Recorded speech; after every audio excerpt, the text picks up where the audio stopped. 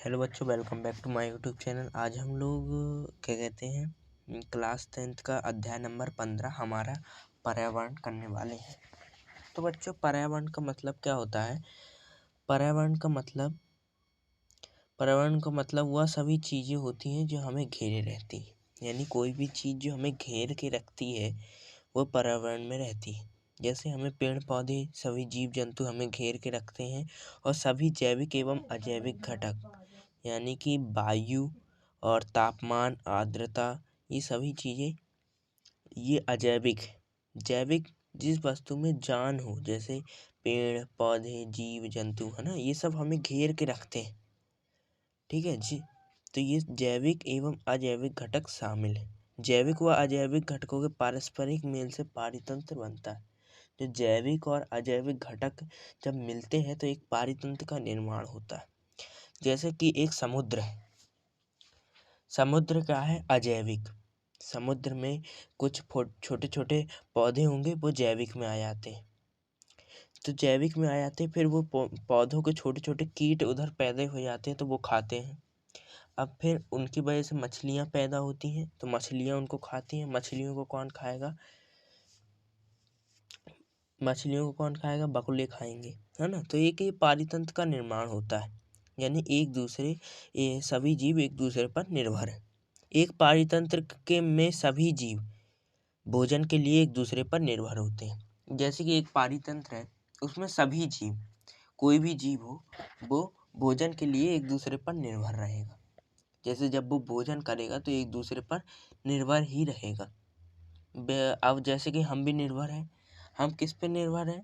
हम भोजन के ऊपर, यानी पादप में जो पेड़ पौधों पर निर्भर है। अगर जब वो हमें सब्जी वगैरह नहीं देंगे, गेहूँ वगैरह नहीं देंगे, तो हम क्या खाएंगे? तो हम भी एक निर्भर है। तो एक पारितंत्र का यानी एक दूसरे के ऊपर निर्भर है, जिससे आहार जाल बनता है। आहार श्रृंखला बनती है और आहार जाल बनता है। यानी आहार जाल का मतलब क्या है? श्रृंखला यानी एक पारस्परिक मेल से। जैसे कि पौधा है, पौधे को किसी ने पौधे को वो खाया, कोई छोटा जीव है जैसे टिड्डे ने पौधे को खाया। अब टिड्डों को कौन खाएगा? मेढक खाएगा। मेढक को कौन खाएगा? सांप खाएगा। सांप को कौन खाएगा? चील खाएगा। तो ये आहार श्रृंखला बन रही है, एक श्रृंखला के रूप में दिखाई जा रही है। और आहार जाल क्या होता है? यानी एक ही जीव, जैसे कि अब सांप है, सांप को अगर जो मेढक नहीं मिला तो वो उस टिड्डे को भी खा सकता है। ठीक है ना। तो एक जाल टाइप का बन जाता है, क्योंकि सभी जीव, कोई भी जीव हो, जैसे कि अब शेर है, अगर जो शेर को मान लो हिरन नहीं मिला तो वो खरगोश को भी खा सकता है। ठीक है। और किसी का भी मांस खा सकता है शेर, गाय भैंस। तो एक एक जाल टाइप का बन जाता है। तो इसको क्या कहते हैं? आहार जाल। यानी एक ही जीव विभिन्न प्रकार के जंतुओं को खा सकता है एक पारितंत्र में भोजन के लिए। ठीक है, ये हो चुका। मनुष्य की गतिविधियों के कारण हमारे पर्यावरण में गिरावट आ रही है, युवा समस्याएं उत्पन्न हो रही है। ये हमको बताया गया है पहले ही चैप्टर में कि इस चैप्टर में रहेगा क्या और हमें क्या पढ़ना है। तो लास्ट में रहेगा जो मनुष्य की गतिविधियों के कारण पर्यावरण में गिरावट आ रही है। ठीक है ना। क्लोरोफ्लोरोकार्बन की जो वो है, क्या कहते हैं, प्रदूषण है, उसकी संख्या बढ़ रही है। वह समस्याएं उत्पन्न हो रही, जैसे ओजोन परत का ह्रास, व कचरे का निपटान।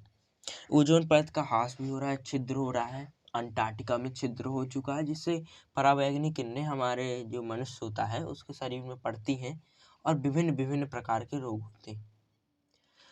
और जो ओजोन होता है वो O3, यानी कि जो पराबैंगनी किरणें होती हैं वो ऑक्सीजन को दो टुकड़े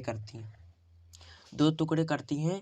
तो जैसे कि पहले से एक ऑक्सीजन का दो अणु है, और उसके साथ एक और अणु मिल जाता है, तो वो O3 मिल जाता है। O3 बन जाता है, वो ओजोन है।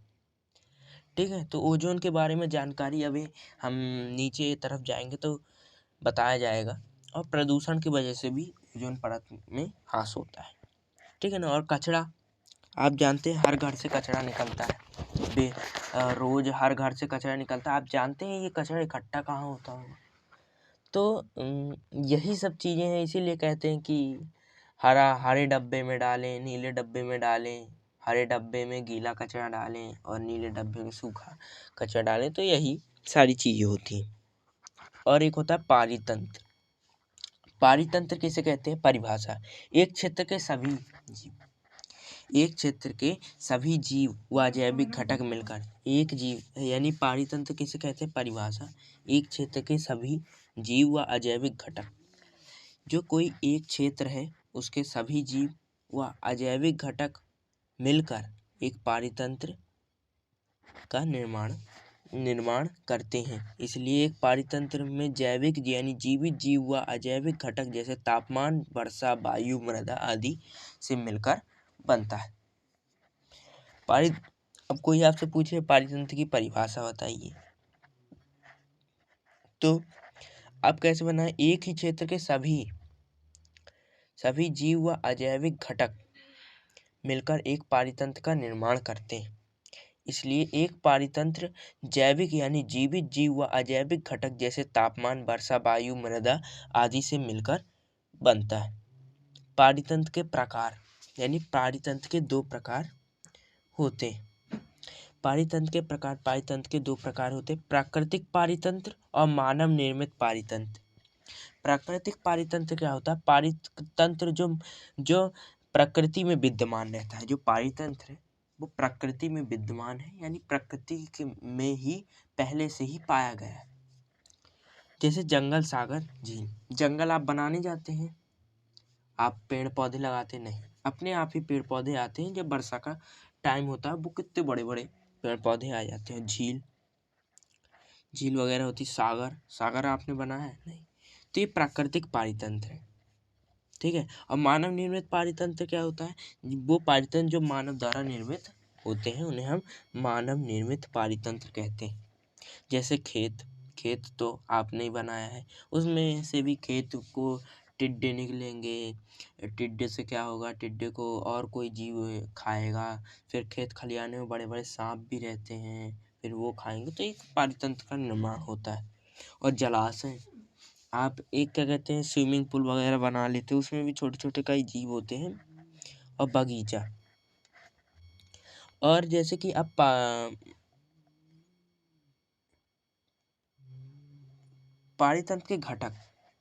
पारितंत्र के दो घटक होते हैं। अभी अपन ने पढ़ा जैविक घटक, अजैविक घटक। जैविक घटक क्या होते हैं? हवा, जल, भूमि। और जैविक घटक क्या होते हैं? पौधे और जानवर। पारितंत्र के घटक जैविक घटक, अजैविक घटक, पौधे और जानवर। और जैविक घटक के 3 प्रकार होते हैं: उत्पादक, उपभोक्ता, अपघटक। जैविक घटक के 3 उदाहरण होते हैं: उत्पादक, यानी 3 उसके भेद होते हैं: उत्पादक, उपभोक्ता, अपघटक। जो जैविक घटक में होते हैं वो उनमें सभी में जीवन पाया जाता है। जैसे उत्पादक हो गया अपने पेड़ पौधे, उपभोक्ता हम हो गए, अपघटक यानी कि जब वो मर जाएगा कोई, यानी सूक्ष्म जीव, कवक वगैरह, ठीक है। तो अब उपभोक्ता यानी जो उपभोग कर रहा है, जो उस चीज को खा रहा है, उसके भी भेद होते हैं 4: शाकाहारी, मांसाहारी, सर्वाहारी, परजीवी। कोई पूछे सीधे बताओ। पारितंत्र के 2 भेद होते हैं: जैविक और अजैविक। मेरे साथ बोलिए। और अजैविक घटक क्या होते हैं? हवा, जल, भूमि, तापमान, वर्षा, ये सारी चीजें। जैविक घटक क्या है? पौधे और जानवर।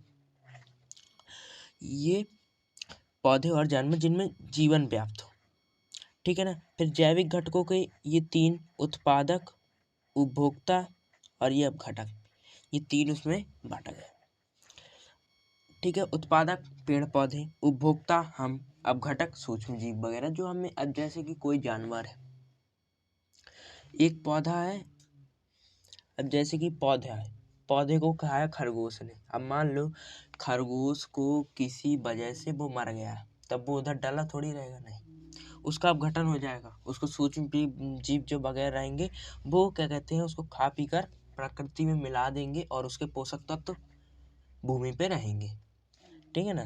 तो अब कोई भी चीज अब जैसे कि कोई ख़त्म हो जाता है कोई जानवर वगैरह, तो उसको ऐसे ही कहीं पे जाके फेंक देते हैं और वो धीरे धीरे नष्ट हो जाता है, सूर्य द्वारा ख़त्म हो जाता है, ठीक है ना। तो यही सारी चीज़ें। और उपभोक्ता क्या होता है? उपभोक्ता भी कई प्रकार के होते हैं, शाकाहारी, मांसाहारी, सर्वाहारी, परजीवी। शाकाहारी यानी क्या होते हैं? जो मांस नहीं खाते, ठीक है ना। मांसाहारी जो मांस खाते हैं। सर्वाहारी जो मांस और शाकाहारी दोनों होते हैं, रोटी दाल चावल खाते हैं और मांस भी खाते हैं, वो सर्वाहारी होते हैं। जैसे कुत्ता बिल्ली। अब कुत्ता रोटी भी खा लेता है और मांस भी खा लेता है, बिल्ली चूहा भी खा लेती है, रोटी भी खा लेती है। परजीवी क्या होते हैं? परजीवी जो आपका सिर होता है ना, सिर में जो जुएं होते हैं, सिर में जो जुएं होते हैं जो आपको बिना मारे क्या कर देते हैं, बिना मारे आपको आपसे पोषण प्रदान करते रहते हैं, वो परजीवी हैं। यानी छोटे छोटे जीव वगैरह होते हैं, जैसे जुएं पड़ जाते हैं आपके कभी, ठीक है ना।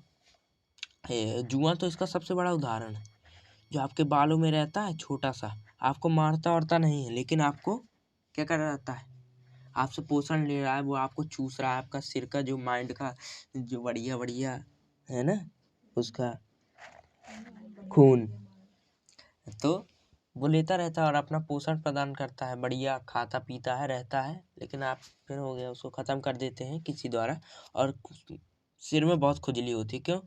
जब वो खाएगा तो अपशिष्ट पदार्थ भी निकालेगा, जब वो खाएगा तो अपशिष्ट पदार्थ भी निकालेगा, ठीक है ना। तो अपशिष्ट पदार्थ सिर में रह जाते हैं, सिर में तो करेगा ना, तो क्या होता है, एक डैंड्रफ टाइप का बन जाता है और वो खुजली होता है, खुजली खुजली हो जाती है, लगता है कि जुएं आ ही गए हैं अब, ठीक है ना। तो इसी से ऐसे पता चल जाता है। अब अजैविक घटक क्या होते हैं? सभी निर्जीव वस्तुएं, मैं आपको पहले ही सब बता चुका हूँ। अजैविक घटक सभी निर्जीव वस्तुएं जिनमें जान नहीं होती, जैसे हवा पानी भूमि प्रकाश और तापमान आदि मिलकर अजैविक घटक बनाते हैं। कैसे बनाते हैं? अजैविक घटक बनाते हैं। अब जैविक घटक सभी सजीव घटक, जो सभी सजीव घटक जिनमें जान होती है, जैसे पौधे जानवर सूक्ष्म जीव फफूंदी आदि मिलकर जैविक घटक बनाते हैं, ठीक है ना। आहार के आधार पर जैविक घटकों को निम्न में बांटा गया है। जो आहार होता है उसके आधार पर जैविक घटकों को निम्नलिखित उसमें बांटा गया है। आहार के आधार पर उत्पादक उपभोक्ता को निम्न प्रकार में बांटा गया है, ठीक है ना। तो अब उत्पादक क्या होते हैं? सभी हरे पौधे नीले हरे शैवाल, सभी हरे पौधे नीले हरे शैवाल अपना भोजन शर्करा व स्टार्च कार्बनिक पदार्थों से सूर्य की रोशनी का प्रयोग करके बनाते हैं। ऊर्जा का मुख्य, आपसे अगर जो कोई पूछ ले ऊर्जा का मुख्य स्रोत क्या है, तो क्या है? सूर्य है। ऊर्जा का मुख्य स्रोत क्या है? सूर्य है। अब ये क्या है? सूर्य की रोशनी की उपस्थिति में कार्बन डाइऑक्साइड जल क्लोरोफिल की उपस्थिति में अपना भोजन बनाते हैं, तो उत्पादक हो गए। उपभोक्ता, जब इनका भोजन बन गया तो इनको हम खाते हैं। आप पालक खाते हो ना, ठीक है ना, मेरे मेरे प्रकार की सब्जी खाते हो। तो उपभोक्ता क्या होता है? ऐसे जीव जो अपने जीवन अपने निर्वाह के लिए परोक्ष या अपरोक्ष रूप से उत्पादकों पर निर्भर है, परोक्ष एवं अपरोक्ष रूप से उत्पादकों पर निर्भर, ये उपभोक्ता है, ये आप ही पर निर्भर है। अगर जो आप नहीं रहेंगे तो इनका क्या होगा? कुछ नहीं, मर जाएंगे, ठीक है ना। तो ये उन पर ही निर्भर है। और उपभोक्ताओं को निम्न प्रकार में बांटा गया है। अब उपभोक्ता भी निम्न प्रकार का बांटा गया है, शाकाहारी मांसाहारी सर्वाहारी परजीवी। अब शाकाहारी पौधे व पत्ते खाने वाले, जैसे बकरी हिरण। शाकाहारी यानी पौधे खाते हैं और पत्ते खाते हैं, जैसे बकरी और हिरण। मांसाहारी मांस खाने वाले, जैसे शेर और मगरमच्छ, ये बकरी और हिरण को खा लेंगे। सर्वाहारी पौधे व मांस दोनों खाने वाले, मैं पहले ही बता चुका हूँ, खाने वाले जैसे केचुआ और मनुष्य। परजीवी क्या होते हैं? दूसरे जीव के शरीर में, यानी जैसे कि मैं बता चुका हूँ जुआ, वो दूसरे के शरीर में रहता है, दूसरे के शरीर में रहने व भोजन लेने वाले, जैसे जू अमरबेल। अमरबेल क्या होती है भैया? झौड़ जाएगी एकदम, ठीक है ना, एकदम किसी पौधे में झौड़ जाएगी, उसी से पोषक तत्व तो लेती रहेगी। तो यही सारी चीजें रहती। और अपघटक एक आता है लास्ट, फफूंदी व जीवाणु जो कि मरे हुए जीवों व पौधों के जटिल पदार्थों को सरल पदार्थों में विघटित कर देते हैं। इस प्रकार अपघटन शोध की भरपाई में मदद होती है। जटिल पदार्थों को सरल पदार्थों में विघटित कर देते हैं, यही ध्यान रखना है। जटिल पदार्थों को सरल पदार्थों में विघटित कर देते हैं। इस प्रकार अपघटन शोध की भरपाई में मदद करते हैं। अब आहार श्रृंखला। आहार श्रृंखला एक ऐसी श्रृंखला है जिसमें एक जीव दूसरे जीव को भोजन के रूप में खाते हैं। अब आया आहार श्रृंखला, फिर इसके बाद आएगा आहार जाल। अब आहार श्रृंखला ध्यान से सुनो। आहार श्रृंखला एक ऐसी श्रृंखला है जिसमें एक जीव दूसरे जीव को भोजन के रूप में खाते हैं। जैसा कोई एक जीव है वो दूसरे जीव को भोजन के रूप में खाएगा।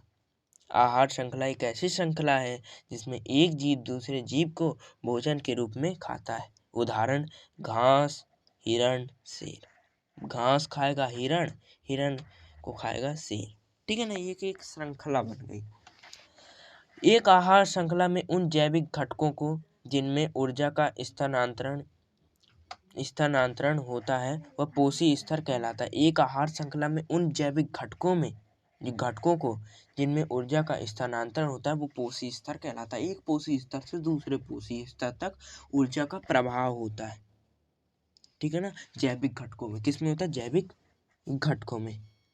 एक आहार श्रृंखला में ऊर्जा का स्थानांतरण एक ही दिशा में होता है, जैसे कि घास, फिर हिरण, फिर शेर। अब क्या हुआ, इसका आया था मान लो एक ही दिशा में। अब यह घास को खाएगा हिरण, हिरण में मान लो 10% ऊर्जा का स्थानांतरण होता रहता है। हाँ 1% शायद ऐसे कुछ था, है ना। तो घास, हिरण और शेर, इसमें ऊर्जा का स्थानांतरण जो ऊर्जा होती है तभी तो खाएंगे। अगर जो हम पोषक तत्व ले रहे हैं तो तभी तो ऊर्जा आएगी। तो उसमें स्थानांतरण एक ही दिशा में होता है। ऊर्जा का स्थानांतरण एक ही, हाँ। हरे पौधे सूर्य की ऊर्जा का 1% भाग जो पत्तियों पर पड़ता है वह अवशोषित कर लेते हैं। 1% जो भाग होते हैं वो पत्तियों पर पड़ता है। कितना परसेंट? 1%। वो क्या है? अवशोषित कर लेते हैं। ये ध्यान एसी की ओटी वगैरह बन के आती, फिलिंदा वगैरह। अब 10% नियम एक पोषी स्तर से दूसरे पोषी स्तर में केवल 10%, हाँ 10%, मैं भूल रहा था थोड़ा, 1% कह रहा था मैं। 10% ऊर्जा का स्थानांतरण होता है। कितना? 10% ऊर्जा का स्थानांतरण होता है, जबकि 90% ऊर्जा वर्तमान पोषी स्तर में जैविक क्रियाओं में उपयोग होती है। जबकि 90% ऊर्जा वर्तमान पोषी स्तर में जैविक क्रियाओं में उपयोग होती है। यानी वर्तमान, पहले का पोषी स्तर जो सबसे प्रथम है उसका 90% वर्तमान पोषी स्तर में जैविक क्रियाओं में उपयोग करती है। भाई वो भी तो क्रिया करेगी ना, है ना। जैसे अपनी लंबाई बढ़ाएगी, चौड़ाई में, तो सारा तुम्हें थोड़ी दे देगी, ठीक है ना। वो पेड़ पौधे हैं, पेड़ पौधों को आप, जैसे कि कोई पेड़ है बड़ा सा, तो आप उसको पूरा थोड़ी खा लोगे, पूरा नहीं खाओगे ना, थोड़ा बहुत खाओगे। तो वो अपने भरपाई के लिए रखता है। उपभोक्ता के अगले स्तर के लिए ऊर्जा की बहुत ही कम मात्रा उपलब्ध हो पाती है, अतः आहार श्रृंखला में सामान्य 3 अथवा 4 चरण ही होते। जब ऊर्जा कम होती जाएगी किसी पोषी स्तर में, जैसे कि पेड़ को खाया खरगोश ने, उस पे ऊर्जा गई। खरगोश को खाया किसने? सियार ने। सियार को खाया किसने? शेर ने। तो क्या हुआ? क्या हुआ? ऊर्जा कम कम हो जाएगी ना, ऊर्जा कम हो जाएगी। तो यही, अब मान लो खरगोश में गई 10% ऊर्जा, अब 10% ऊर्जा उससे 10% कम जाएगा, फिर उससे 10% कम जाएगा, तो आगे देखना एक ऐसा स्थिति आएगी जिसमें सबसे कम तृतीयक उपभोक्ता में होगा। आगे हम पढ़ेंगे। तो इसमें 3 से 4 चरण होते हैं। ये देखो आ गया। पहले स्तर में कितना था, 1000 kJ, दूसरे का 10% गया तो 100 kJ, इसका 10% गया तो 10 kJ, इसका 10% गया तो 1 kJ, सबसे कम हुआ ना 1 kJ, सबसे कम ऊर्जा गई। तो यही बताया जाता है। अब उत्पादक पौधा, प्राथमिक उपभोक्ता, द्वितीय उपभोक्ता, तृतीय उपभोक्ता, ये उपभोक्ताओं के रूप में प्राथमिक, द्वितीयक और तृतीयक बांटे गए हैं। अब ये पोषी स्तर ऊर्जा बहाव, अब ये पोषी स्तर और ऊर्जा बहाव को बताया गया है। ऊर्जा का बहाव कैसे होता है, ये पोषी स्तर को बताया गया है। जैव संवर्धन आहार श्रृंखला में हानिकारक रसायनों की मात्रा में एक पोषी स्तर से दूसरे पोषी स्तर में जाने पर वृद्धि होती है, उसे हम जैव संवर्धन कहते हैं। जैव संवर्धन आहार श्रृंखला में हानिकारक हो, जो आहार श्रृंखला है उसमें हानिकारक, जैसे कि कोई नदी है, ठीक है ना, नदी मान लो थोड़ा सा पॉन्ड है, कोई सा भी जिसमें थोड़ा सा पानी है, उसमें हानिकारक रसायन है, ठीक है ना। तो हानिकारक अगर जो रसायन है तो वही पेड़ अवशोषित करेगा उसको। जब उसको पेड़ अवशोषित करेगा तो पेड़ को भी कोई खाएगा, तो हानिकारक पदार्थ उसमें भी गया, कोई जानवर में। अब जानवर को भी कोई खाएगा तो उसमें गया। फिर ऐसी ऐसी ऊर्जा का स्थानांतरण, ऊर्जा नहीं हानिकारक पदार्थों का, ठीक है ना। तो ऐसे होता रहता है, उसे हम जैव संवर्धन कहते हैं। ऐसे रसायनों की सबसे अधिक मात्रा मानव शरीर में ही होती है। ऐसे रसायनों की सबसे अधिक मात्रा मानव शरीर में ही होती है। क्यों, आपने कभी सोचा है?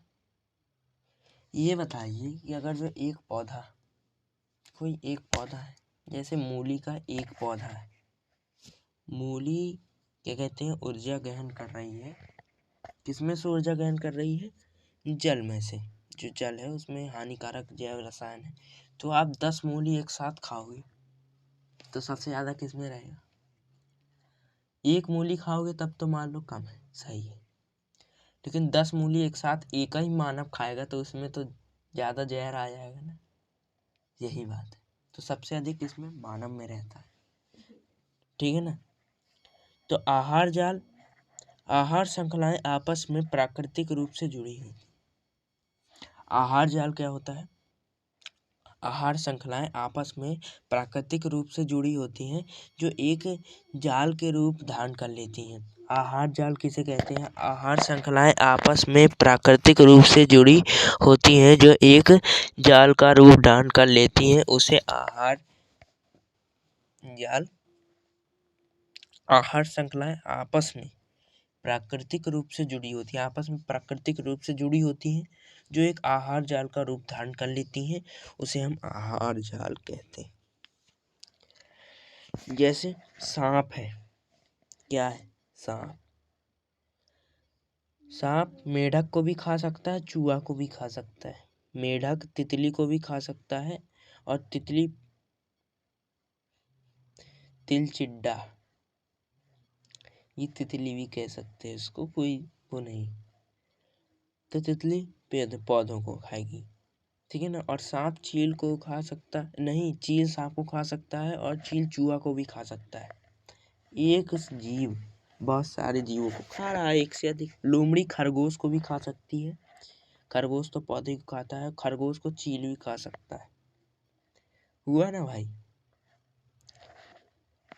जो कौआ होता है, कौआ जानते हो, कौआ कुत्ते का मांस भी खा लेगा, यानी कुत्तों को भी खा लेगा। बिल्ली का मांस भी खा लेगा, बिल्ली को भी खा लेगा। भैंस का मांस खा लेगा, यानी भैंस को भी खा लेगा।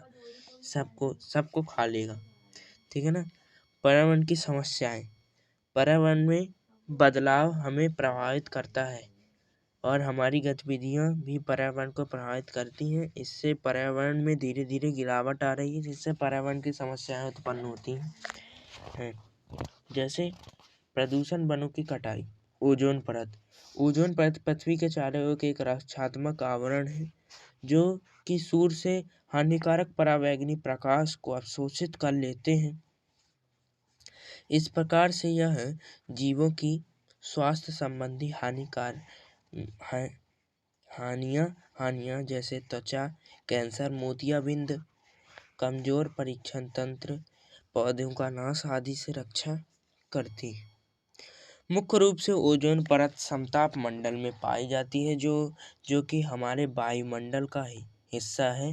जमीनी स्तर पर ओजोन एक घातक जहर।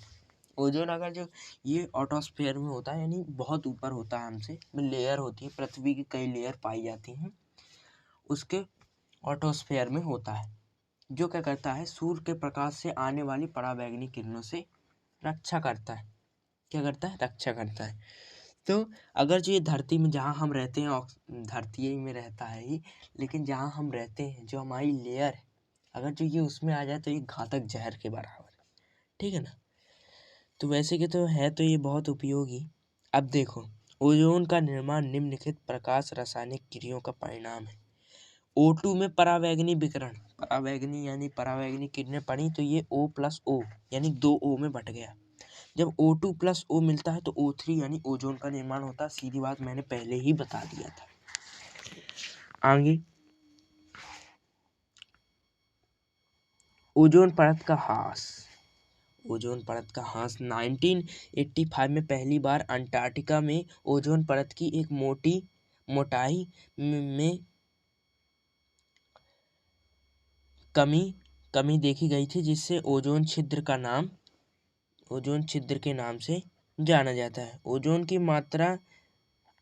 की मात्रा में तीव्रता से गिरावट का मुख्य कारक मानव संश्लेषित रसायनों यानी क्लोरोफ्लोरोकार्बन को माना गया है, जिनका उपयोग शीतलन एवं अग्निशमन के लिए किया जाता है। अब यानी कि इसका मुख्य कारण क्लोरोफ्लोरोकार्बन है। फ्रिज का जो वो ठंडा करता है ना, उसमें क्लोरोफ्लोरोकार्बन डाली जाती थी पहले, लेकिन अब तो कम कर दिए, सरकार ने बैन लगा दिया है।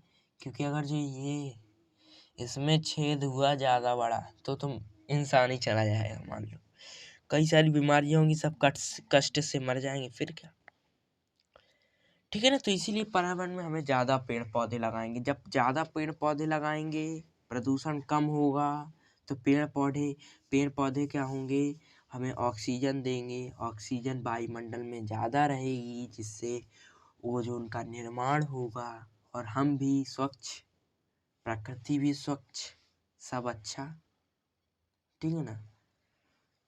तो यही कारण है। अब कचरा प्रबंधन नहीं, तो इधर पढ़ लेते हैं। 1987 में संयुक्त राष्ट्र पर्यावरण कार्यक्रम UNEP में सर्वानुमति बिना बनी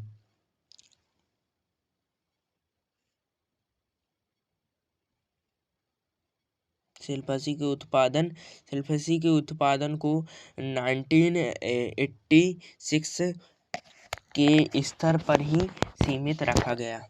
इसको बंद कर दिया। सीमित यानी कहा था कि इसका सीमित उपयोग करो, यानी इससे क्लोरोफ्लोरोकार्बन निकलेगी और ये बहुत प्रकृति के लिए हानिकारक है। कचरा प्रबंधन आज के समय में अपशिष्ट निपटान का मुख्य समस्या है। भैया इतना सारा अपशिष्ट यानी इतना कचरा निकल रहा है कि इसकी निपटाया कैसे जाए यार, जो हमारे पर्यावरण को प्रभावित करती है। हमारी जीवन शैली के कारण बहुत बड़ी मात्रा में कचरा इकट्ठा हो जाता है। कचरे में निम्न पदार्थ होते हैं: जैव निम्नीकरणीय पदार्थ जो सूक्ष्म जीव के कारण छोटे घटकों में बदल जाते हैं। उदाहरण: फल तथा सब्जी के छिलके, सूती कपड़ा, जूट, कागज आदि। जैव निम्नीकरणीय पदार्थों को सूक्ष्म जीवों के कारण छोटे घटकों में बदल जाते हैं। यानी जो सब्जी के छिलके वगैरह होते हैं, मलमूत्र होता है, वो क्या कहते हैं, जैव निम्नीकरणीय, यानी कि वो सूक्ष्म जीव द्वारा अपघटन कर लेते हैं। कोई अब मर गया, जैसे कोई कुत्ता बिल्ली मर गया, तो वो सूक्ष्म जीव द्वारा अपघटन हो जाएंगे, वो जैव निम्नीकरणीय। अजैव निम्नीकरणीय क्या होते हैं भाई, ओ भाई मत बोल। ये क्या होते हैं, ये प्लास्टिक, संश्लेषित रेशे, धातु, सूक्ष्म जीव, एंजाइम उत्पन्न, लेकिन ये नष्ट नहीं हो पाते। ये अजैव निम्नीकरणीय पदार्थ है। अब कचरा प्रबंधन की विधियाँ, जैव मात्रा संयंत्र, जैव निम्नीकरणीय पदार्थ जैसे कचरा, ये इस संयंत्र द्वारा जैव मात्रा व खाद में परिवर्तन किया जाता है। जैव मात्रा संयंत्र, जैव निम्नीकरणीय पदार्थ, जैव निम्नीकरणीय पदार्थ कचरा का संयंत्र द्वारा जैव मात्रा में खाद। अब जैसे कि जो जैव निम्नीकरणीय, जैसे केले के छिलके हो गए, मल मूत्र, और कोई सी भी किसी भी सब्जी के छिलके हो गए, तो ये क्या है, ये सब खाद में, गोबर हो गया, ये सब खाद में परिवर्तित कर देंगे इनको, ठीक है ना, अलग करके। सीवेज उपचार तंत्र, नाली के पानी को नदी में जाने से पहले इस तंत्र द्वारा संशोधित किया जाता है। जब नाली का जब पानी नदियों में जाता है तो इस तंत्र द्वारा संशोधित किया जाता है, क्योंकि नाली में भाई कितना कचरा उचड़ा क्या क्या रहता है, कितनी गंदगी करके रखते हैं, तो ये कचरा जाए कहाँ, यही सबसे बड़ी चीज है। और कंपोस्ट क्या होता है, कूड़ा भराव क्षेत्र, कचरा निकालने द्वारा में कचरा निचले क्षेत्रों में डाल दिया जाता है। जो कचरा है निचले क्षेत्रों में डाल दिया जाता है और दबा दिया जाता है, ठीक है ना। कंपोस्ट, जैविक कचरा कंपोस्ट गड्ढे में भर कर ढक दिया जाता है। मिट्टी के द्वारा 3 महीनों में कचरा खाद में बदल जाता है। कंपोस्ट क्या होता है, उसको कंपोस्ट कर देते हैं, बहुत सारा कचरा मिट्टी की खुदाई की, गड्ढा बनाया, उसमें डाला, फिर ढक दिया, 3 महीने बाद देखा तो खाद बन गया, ये कंपोस्ट है। पुनः चक्र, जैव निम्नीकरणीय पदार्थ कचरा पुनः इस्तेमाल के लिए नए पदार्थों में बदल दिया जाता है। पुनः चक्रण क्या होता है, अजैव निम्नीकरणीय पदार्थ कचरा पुनः इस्तेमाल के लिए नए पदार्थों में बदल दिया जाता है। जो नए पदार्थ है उनमें बदल दिया जाता है। पुनः उपयोग, यह एक पारिस्थितिक तरीका है जिसमें एक वस्तु का पुनः इस्तेमाल कर सकते हैं। उदाहरण, अखबार के छिलके बनाना, अखबार के लिफाफे बनाना, छिलके नहीं, सॉरी मैं गलत पढ़ गया, तो क्या लिफाफे बनाना, ठीक है ना। पुनः चक्रण क्या होता है, जैसे प्लास्टिक वगैरह है तो इन सबको बेच दो ना, धातु है, लोहा वगैरह है, इन सबको बेच दो तो एक नई चीज मिलेगी। तो इसको एक बार और रिवाइज करते हैं अच्छे से, जल्दी जल्दी। अध्याय नंबर 15 हमारा पर्यावरण। पर्यावरण का मतलब वह सभी चीजें जो हमें घेरे रहती हैं, वह सभी जैविक एवं अजैविक घटक शामिल हैं। जैविक व अजैविक घटकों के पारस्परिक मेल से पारितंत्र बनता है। एक पारितंत्र में सभी जीव भोजन के लिए एक दूसरे पर निर्भर होते हैं, जिससे आहार श्रृंखला व आहार जाल बनते हैं। मनुष्य की गतिविधियों के कारण हमारे पर्यावरण में गिरावट आ रही है, वह समस्याएं उत्पन्न हो रही हैं, जैसे ओजोन परत का ह्रास व कचरा का निपटान। पारितंत्र, एक क्षेत्र के सभी जीव व अजैविक घटक मिलकर एक पारितंत्र का निर्माण करते हैं। इसलिए एक पारितंत्र में जैविक यानी जीवित जीव व अजैविक घटक जैसे तापमान, वर्षा, वायु, मृदा आदि से मिलकर बनता है। पारितंत्र के प्रकार, इसके 2 प्रकार होते हैं, प्राकृतिक पारितंत्र और मानव निर्मित पारितंत्र। प्राकृतिक पारितंत्र जो प्रकृति में विद्यमान रहते हैं, जैसे जंगल, सागर, झील। मानव निर्मित पारितंत्र जो पारितंत्र मानव निर्मित किए हैं, उन्हें मानव निर्मित पारितंत्र कहते हैं, जैसे खेत, जलाशय, बगीचा। पारितंत्र के घटक, पारितंत्र के 2 घटक होते हैं, अजैविक घटक और जैविक घटक। जैसे अजैविक घटक हवा, जल, भूमि, और जैविक घटक पौधे और जानवर। और जैविक घटक में उत्पादक, उपभोक्ता, अपघटक आते हैं, और उपभोक्ता शाकाहारी, मांसाहारी, सर्वाहारी, परजीवी। अजैविक घटक सभी निर्जीव घटक जैसे हवा, पानी, भूमि, प्रकाश और तापमान आदि मिलकर अजैविक घटक बनाते हैं। जैविक घटक सभी सजीव घटक जैसे पौधे, जानवर, सूक्ष्म जीव, फफूंद आदि मिलकर जैविक घटक बनाते हैं। आहार के आधार पर जैविक घटकों को निम्न में बांटा गया है: उत्पादक, उपभोक्ता, सभी हरे पौधे नीले हरे शैवाल अपना भोजन शर्करा व स्टार्च, कार्बनिक पदार्थों और सूर्य की रोशनी का प्रयोग करके बनाते हैं। उसे प्रकाश संश्लेषण की विधि यानी फोटोसिंथेसिस कहते हैं। उपभोक्ता ऐसे जीव जो अपने जीवन निर्वाह के लिए परोक्ष एवं अपरोक्ष रूप से उत्पादकों पर निर्भर रहते हैं, उन्हें हम उपभोक्ता कहते हैं।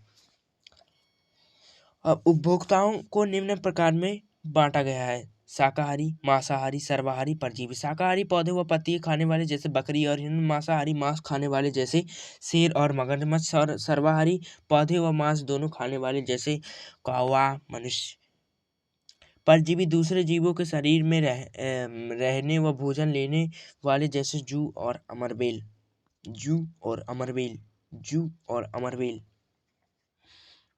जू और अमरबेल। सर्वाहारी पौधे व मांस दोनों खाने वाले जैसे कौवा और मनुष्य। परजीवी दूसरे जीवों के शरीर में रहने व भोजन लेने वाले जैसे जू और अमरबेल। अब घटक फफूंदी व जीवाणु जो कि मरे हुए जीवों व पौधों के जटिल पदार्थों को सरल पदार्थों में विघटित कर देते हैं। इस प्रकार अपघटन शोथ की भरपाई में मदद करते हैं। आहार श्रृंखला एक ऐसी श्रृंखला है जिसमें एक जीव दूसरे जीव को भोजन के रूप में खाते हैं। जैसे उदाहरण घास, हिरण, शेर।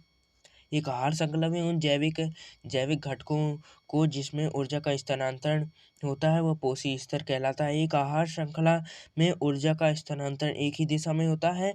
हरे पौधे सूर्य की ऊर्जा का 1% भाग जो पत्तियों पर पड़ता है वह अवशोषित करता है। 10% नियम एक पोषी स्तर से दूसरे पोषी स्तर में केवल 10% ऊर्जा का स्थानांतरण होता है, जबकि 90% ऊर्जा वर्तमान पोषी स्तर में जैविक क्रियाओं में उपयोग होती है। उपभोक्ता के अगले स्तर के लिए ऊर्जा की बहुत ही कम मात्रा उपलब्ध हो पाती है। अतः आहार श्रृंखला में सामान्य 3 अथवा 4 चरण ही होते हैं। ये तो आप सबने पढ़ लिया। जैव संबंधी आहार श्रृंखलाओं के हानिकारक रसायनों की मात्रा एक पोषी स्तर से दूसरे पोषी स्तर से जाने पर वृद्धि होती है। इसे हम जैव संवर्धन कहते हैं। ऐसे रसायनों की सबसे अधिक मात्रा में मानव शरीर में होते हैं। आहार श्रृंखलाएं आपस में प्राकृतिक रूप से जुड़ी होती हैं और आहार जाल का रूप धारण कर लेती हैं। उसे आहार जाल कहते हैं। जैसे चील, चूहा, ठीक है ना। ये सब आप दोबारा रिवाइज करें। दोबारा रिवाइज करने से बहुत फायदा होता है। Thank you. अब हम दूसरे वीडियो में मिलेंगे।